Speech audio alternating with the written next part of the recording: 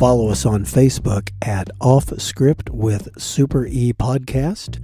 Also follow us on Twitter at offscriptpod_1.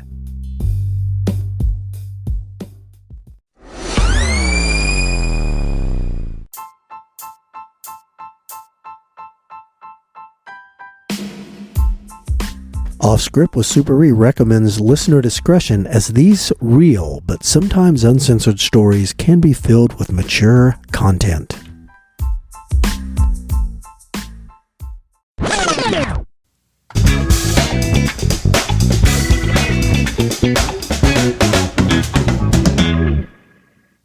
Well, hey everybody, it's A-Train. And I'm here with Super E. What's happening, Super E? It's boiling. It is hot out. Oh, I tell you what. I feel like I moved all the way out to the country, and I'm about 3 blocks from the sun right now. Yeah, absolutely. Well, it's all us evil people driving our big trucks. Oh, and of course it is. Gas stoves and our washing machines and hot water heaters. Yeah, absolute evil. Yes. And lawnmowers like yesterday. Yeah. I have little over an acre of grass to cut, and I use a push mower. I know, it was boiling hot. Yeah. And then I thought, well, you know what? I'm going to combine some things today, because my lovely wife bought me a 40-pound weighted vest to use to exercise with, move around, help you lose weight with the weight of it. For some reason, I had the brilliant notion of, I think I'm going to cut this grass in the blazing sun. It's 150 degrees out with a weighted vest on. It's like I was combining 2 things at once: grass cutting, exercise. Then I realized, no, I was doing 3 things at once: grass cutting, exercise, and 2 feet squarely in my grave. I was right in the middle of it. Was like, I am dying. And you know, the other smart thing that you probably should have done is not drink any water. No, water. Hell, it was like, when I was cutting grass, it was like that scene in Vacation where Chevy Chase is walking through the desert, and he kept going, taxi, I'm dead. He's got a shirt over his head. Yes. Yeah. So, well, that's genius, Super E. I think it's really smart of you to do. And you see, I have a one-sided imaginary battle of the lawn care with my neighbor across the street. And I was like, man, I'm drawing first blood. He won't know what hit him. And then I say that to my wife, and she goes, he don't care. He's not even... It's all in your head, Super E. It's the only thing. I'm out here all by myself with nothing to do. It's all I got to live for. Well, here's what I need. I need your lovely wife to videotape you push mowing the grass with your vest on. I think that would look fantastic. It would look like Foster Brooks staggering, huffing and puffing, gasping for air. Our young listeners are like, who the hell's Foster Brooks? I know. Foster Brooks. Oh, God. Well, hey, tell us something. Well, you know what? We do these podcasts, and sometimes we wonder, is anybody listening? Well, somebody north of the border is listening.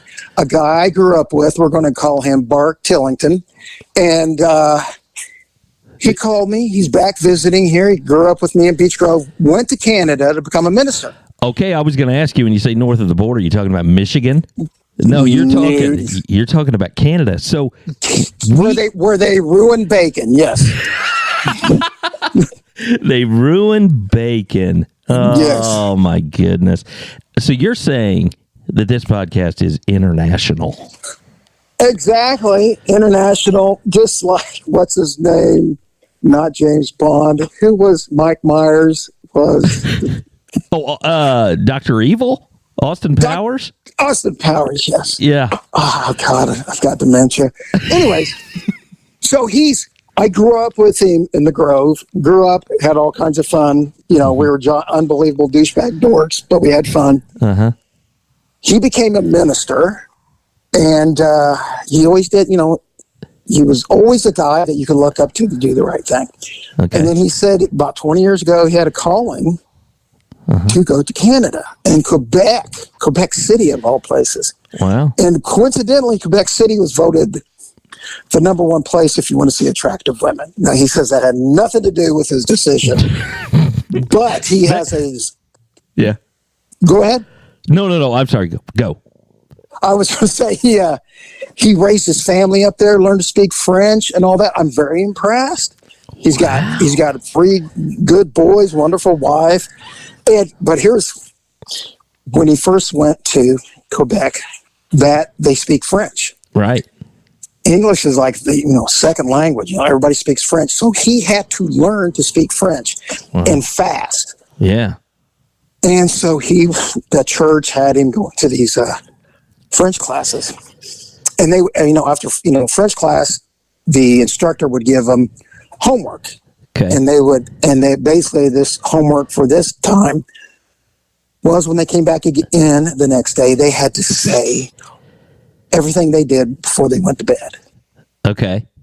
And so Bark, he's always a quick learner and wants to do well. Well, he really worked hard on this, and so he figured out how to translate. Remember, he's a minister. Mm-hmm. He said he did 3 things, and it was he did his Bible study. Okay. Then he did his devotional to God. Okay. And then he said he kissed his wife. Okay. And so he goes into class the next day, and they got up in front of the class, and the female instructor, go ahead, Madam, Monsieur Pillington. Monsieur. So, she's like, what did you do last night? He said he was so pleased with himself because he thought he had the best. Everybody sucked next to him, but he thought he had it really. He said that in French, he did his devotional, his Bible study, then he did his devotional, and then he fucked his wife. He didn't know that he used the wrong term in the translation. So after he realized that, then he looked over, he was real smug and satisfied. He looked over at his female instructor. She had a look of horror on her face. She was like, oh no, vulgaire, too vulgaire. And he's like, what? And then she had to explain to him. He goes, no, I devotional, Bible study, kiss my... She goes, no. She explained to him, and her broken English, you said you fucked your wife. And he's like, no, I didn't mean to. And then he said the instructor went on for 15 minutes talking about how you're not supposed to be vulgar. Oh my and he's like, I made a mistake. Dang, dog. So the French term for kiss and fuck must be very similar. Very similar. I see. So, that would be like me and you going up, and then I guess saying, we kissed our wife, and then we translated what our language. I took her to Pound Town. So, so he said he turned bright red. Oh, God. But anyways, that's funny.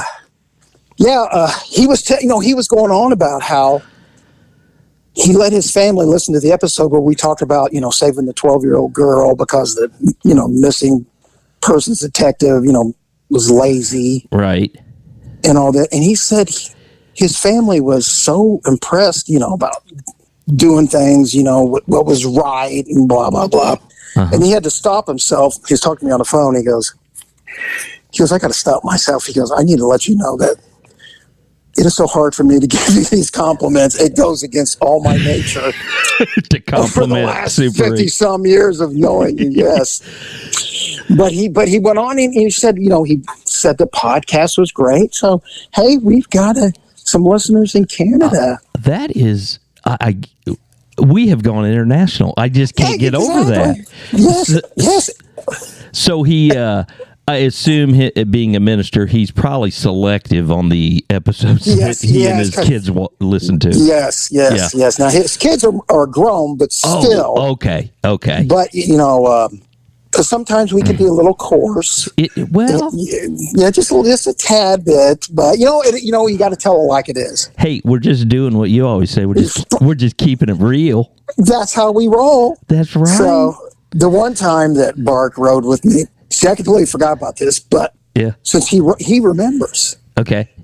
And it was like we got a call for like a domestic violence report or something like that. This was when I was in uniform on the old George sector. So we go into this house, and this woman's going on about, man, my old man, Terrence stabbed me. That trifling motherfucker stabbed me. Stabbed her? Stabbed her, yeah. Okay. And I'm like, holy shit.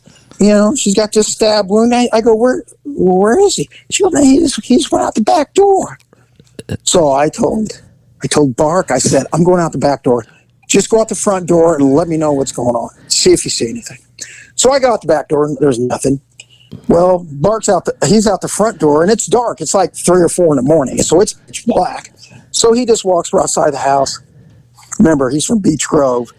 Yeah. This whole setting, everything is brand new to him. It's a new world for Mark. It's exactly a new world.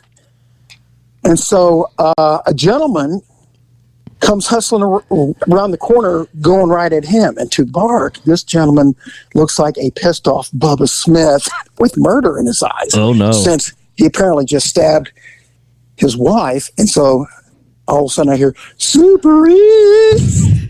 Hollering, Super E! Get over here, quack! So I race around there. This big dude. And he goes, and he's just as casual as can be. There's a strange guy, Bart, standing on the side of the house. He just walks up and he goes, hey, what's going on? And he's like, nothing, just hanging out here. And then I walk up and I said, hey, what's up? And he goes, nothing, what's up, officer? I said, is that your wife in there? He goes, yeah. I said, she said you stabbed her? And he goes, well, we were like, fussing. We just fussing with each other. You know how family members get, spouses, huffing and puffing with each other. I said, yeah, but huffing and puffing shouldn't lead to jabbing and stabbing, Lizzie Borden. He goes, oh, no big deal. I just stabbed her with this penknife.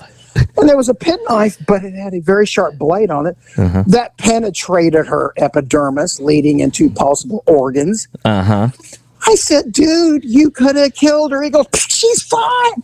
I can still hear her in there yelling and bitching. So she's all right. No harm, no foul. And I'm like, well, no harm, no foul, but off to jail we go. And he's like, you got it. And she's like, get that trifling motherfucker off my property. And so zip him off to jail. And I completely forgot about it. But, Bark, that's I can't believe that happened. Yeah, that's something that, that's etched in Mark's mind.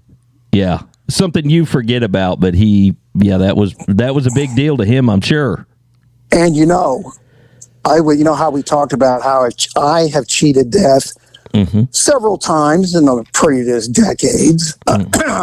Gunshots, bleeding ulcer, where I almost bled to death. Cancer. Yeah. Cancer. Yeah. That kind of thing. Well, I completely forgot about Bark has cheated death several times himself, and he's a minister. What happened? I'll tell you the first time. We just got out of high school, and he was all about getting a motorcycle. I was like, man, I was not into motorcycles at all. Yeah. Motorcycles seemed to lead to stretchers and ambulance rides to the emergency room. I'm like, man, I had a 68 Mustang at the time, which sounds like a cool car, but it was a POS piece of shit. Nothing special about it. But he had to have a motorcycle. So he bought the base model, the cheapest Honda you can get. I think it was a Honda Pink Lady 100, which will piss him off when he hears that. He's going to be so mad. Sorry. But anyways, so he, and I help him bring the motorcycle. I said, man, you got to be careful on this. You're going to get injured. This is Friday night. He goes, oh, no, I'm going to be careful. I know what I'm doing. So next morning, bright and early, because he'd always get up early, he gets on his motorcycle, drives directly a couple miles to get his helmet.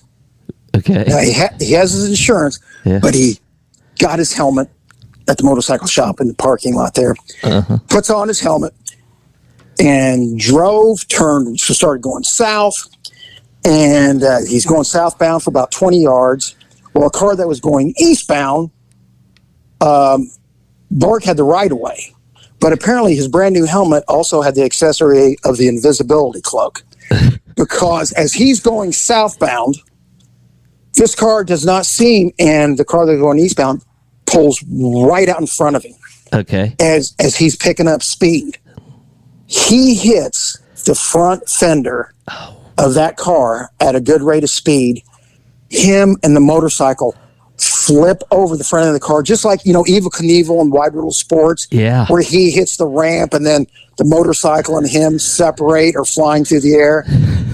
Yeah. That's exactly what happened to him. He said he's soaring over the hood of the car, and so is his motorcycle. Oh, no. His motorcycle, bam, hits the pavement and is bouncing.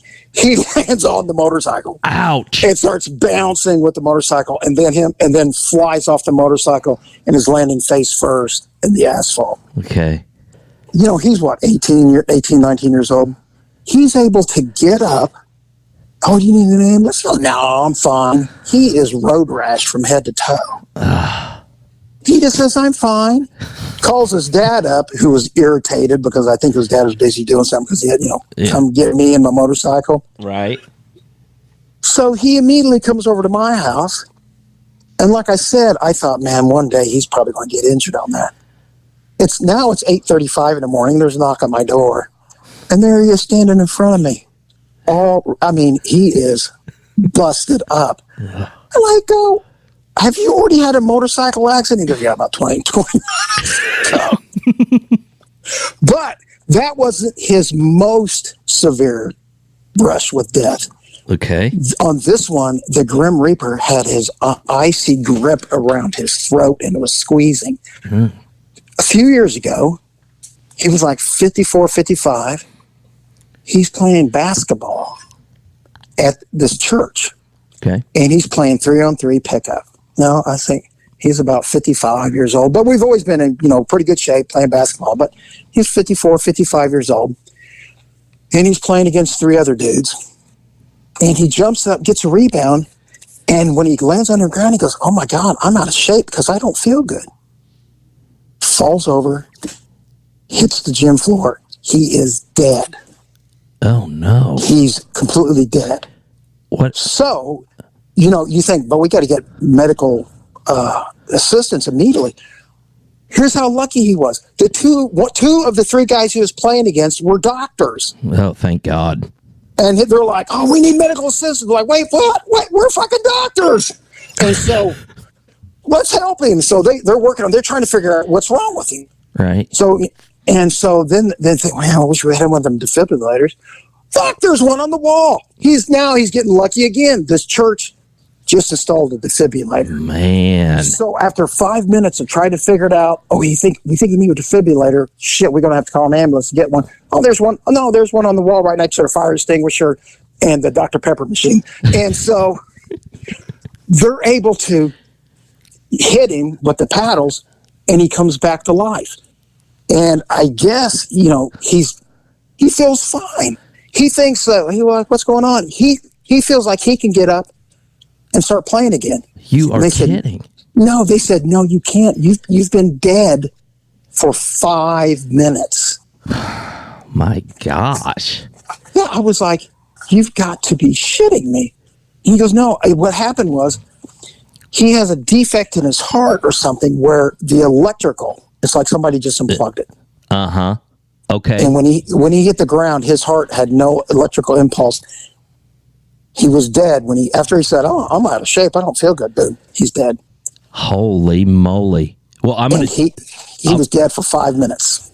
His Bible study and nightly prayer devotions paid off because he had 2 doctors there and a defibrillator on the wall. That's exactly. That is. I want to say that's lucky, but I don't think it is. I think he had some help right there. Yes. If I was playing pickup basketball, my opponents be you, Tice, and Jay. If I was laying there, they'd be like, "Oh, what do we do? Defibrillator? No, just give him the rectal thumb. That'll wake him up. That'll work. That'll go." Holy moly! Let me ask you this: did Mark, when he was gone those 5 minutes, did he did he see any lights? Did he? No. Okay. Everybody all he saw was complete darkness, and boom. And then, like I said, it's like all of a sudden he woke up and he's ready to start playing basketball again. That is unbelievable. Yeah. Holy moly. He said he was in the hospital 9 days, so they're trying to figure it out. Right. The next day he gets home, he gets a call from the collection agency. They said, "Hey, Mr. Tillington, how you doing?" He goes, "Well, I'm doing fine. They've put a pacemaker in. I'm going to live, but I know." And they said, "Oh, that's good news. Hey, you got a bill for $55,000. We're the collection agency. Can you put that on your credit card today?" Oh my God. And that's when he's like, "No, and my insurance is going to handle." I'm like, he was out of the hospital 1 day, and they're already harassing him for 55. I'm gonna put that on my credit card. Oh my God. Yes. 1 day out of the hospital, and the collection people are already calling him. Yes, Holy moly. Okay. 55 grand. Holy moly. Yes. Well, I am so happy that everything turned out good for him, because it sounds he absolutely could not be with us right now. He would not, and I would just have to have the memories of him in high school. We were giant douchebags. Super E didn't become Super E until just a few years after high school, but in high school, giant dorks. I remember poor Tillington. He was a little visually challenged, needed glasses, and his dad had he had to raise 4 boys, and he had to be fiscally responsible, like me. Yeah, I like to make sure I get my best money out of stuff. So we was always playing basketball, football, whatever. He needed glasses. He was always breaking them, and they'd have to buy new frames. Yeah. So what they did was, his dad said, "I'm going to get frames that are indestructible." So they got these black frames. I think they were made by Goodyear, that were such thick black rubber. Okay. Unbelievable. And the lenses were so thick, if Pluto had ants, you would see him with his glasses. All I could think of, did he look like Kurt Rambis? He made Kurt Rambis look like Cary Grant. I mean, he looked like a combination of Milhouse and Spock, because they pointed up at the end like cat eye glasses. Oh, no. And I was like, "Wow, my God!" I think he says, "Well, my mom and dad don't want him to break," and I think they had another reason. They wanted to make sure that there's no way he had premarital sex. Yes. At all. Yes. Because them glasses guaranteed it, that there was going to be no intimacy with any female. They told him, his mom or dad told him, "Hey, chicks are really going to dig these. You're going to be so popular." Yeah, it's going to be unbelievable. Absolutely. And if I knew the French word for fuck, I'd say, "Hey, you're going to get plenty of ooh la la with these glasses." Exactly. You know what? If he would have done that at the end, and then I fucked my wife, and then put on a ooh la la, my God. Oh goodness, peppy little pew. Well, that's my salute to my buddy. Well, I'll tell you what, that was a really, really interesting story, and that was the dumbest thing. That was an interesting story. I'm gonna go ahead and take that out. Well, I am really happy that Mark's still with us today, and we love our international listeners. Yes, we need to build them up. Everybody, hit that like and subscribe button. Do we have that? Yes. We do? Yes. Nobody's subscribed yet, but it's right there. Somebody could. I hear that when I watch my golf videos. They're always like, hit the like and subscribe button. Yeah. Smash it. Absolutely. And while we're on that subject, hey, we have little snippets on Facebook, Instagram, and TikTok.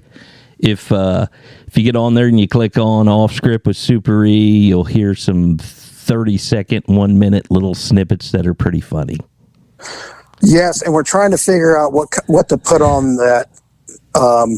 So we're either trying to put on sock puppets. Yeah, how are those coming? Your daughter's making a sock puppets, isn't she? Yeah. Well, we got one of A-Train. Yeah. It doesn't seem to be very flattering. No, we're working on it. It's not. And didn't you tell me Brad Pitt is the model for your sock puppet? Yes, yeah. Okay. yes. I got Brad Pitt on my speed dial so I can have him pose for the sock puppet. And here's the deal. We'll see how it goes, but if I give a thumbs down on your daughter's sock puppets, please tell her, don't cry. So we'll see. All right. No problem. All right. Well, listen, thanks for the story. And thanks, Mark, that you're still alive. 10-4. All right. See ya. See ya. Bye. Bye.